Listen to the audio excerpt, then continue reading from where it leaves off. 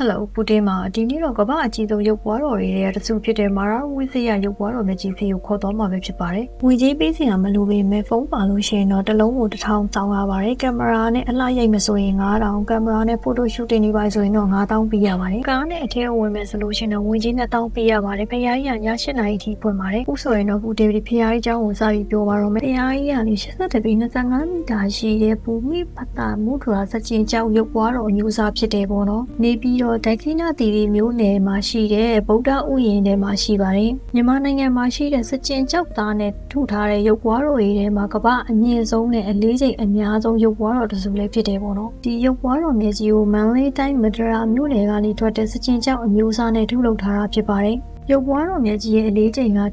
1982တန်နေပြီးတော့ပလီနိုရဲ့အလေးချိန်က3510တန်စုစုပေါင်းအလေးချိန်ကကျတော့9292တန်နေပါတယ်။ဖရားကြီးရဲ့ညံတော်အမြင့်ကကျတော့63ပေရှိပြီးပလီနိုအမြင့်က18ပေရှိပါတယ်။ဒီဖရားကြီးရဲ့နေထူးခြားချက်ကဘာလဲဆိုတော့အဲ့ဒီအတိုင်းတာပပနာကိန်းကနန်းနေအကုန်လုံးကိုတစ်လုံးနဲ့ရအောင်ပေါင်းလိုက်လို့ရှိရင်6ပနံရတယ်ပေါ့နော်။တနည်းအားဖြင့်နှစ်ဝဲလို့ခေါ်အောင်ပဲပေါ့။ဖရားကြီးကိုလေ61ဧကကျဲတဲ့ပရဝုံဝင်းထဲမှာတိစောက်ထားတာပါဖရားကြီးကိုလေ2020ဇွန်လ14ရက်ကနေစပြီးတော့တိုးလုပ်ခဲ့တာပေါ့နော်ဒီမှာလေတော်တော်များများသိကျင်နေကြတာဘာလို့ဖရားကြီးကိုမာရဝိဇယလို့ခေါ်တာလဲဆိုတော့မာရဆိုတာကမာနက်